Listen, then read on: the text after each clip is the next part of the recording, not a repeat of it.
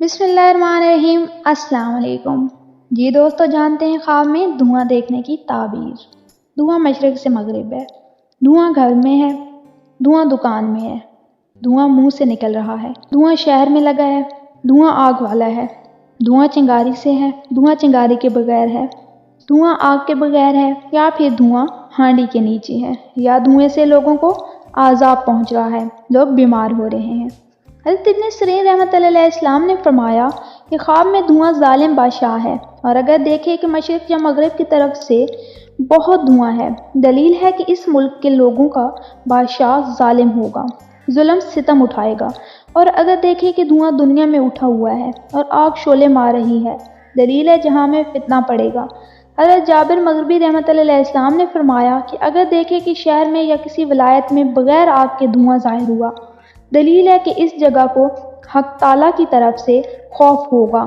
اور اگر دیکھے کہ گھر سے یا منہ سے دھواں نکلتا ہے، دلیل ہے کہ بادشاہ اس کو ضرور زر دے گا، توان ڈالے گا اور اس کا مال زور سے لے گا۔ دھواں کی تعبیر اللہ تعالیٰ کی طرف سے عذاب اور دھوؤں اور بادشاہ کی طرف سے سزا کی دلیل ہے۔ خواب میں اپنی دکان یا گھر سے دھواں نکلتا دیکھنا معاشی پریشانی اور خوف میں مبتلا ہونے کے بعد خوشحالی اور خیر نصیب کی علامت ہے۔ کسی ایسی ہانڈی کے نیچے دھواں اٹھتے ہوئے دیکھنا جس میں گوشت پک رہا ہے، خوف میں مبتلا ہونے کے بعد خوشحالی اور خوشی اور خیر کی علامت ہے۔ بو کے بغیر دھواں نکلتے ہوئے دیکھنا ایسے خوف کی دلیل ہے جس کے بعد برائی اور رسوائی ہو۔ خواب میں دھواں کا پھیلنا یا سر پر چھا جانا بخار میں مبتلا ہونے کی دلیل ہے۔ خواب میں دھوئیں کی تپش کا پہنچنا غم پہنچنے کی علامت ہے۔ دھواں دیکھنا سخت خوف اور قتال شدید پر دلالت کرتا ہے۔ چنگاری کے ساتھ دھواں دیکھنا لوگوں کے درمیان پھیلنے والے قتل کی طرف اشارہ بھی کرتا ہے۔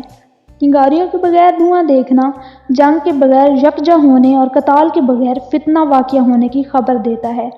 خواب میں ایسا دھواں دیکھنا جس سے لوگوں کو ایذا پہنچے یا اور ان کی آنکھوں کو تکلیف ہونا غم، صدقات، ظلم اور اللہ تعالیٰ کی طرف سے بصورت قحط، عذاب وغیرہ پر دلالت کرتا ہے۔ کبھی جہاں دھواں نکلتا دیکھا گیا وہاں سے کسی خبر کی آمد کی توقع بھی رکھی جا سکتی ہے۔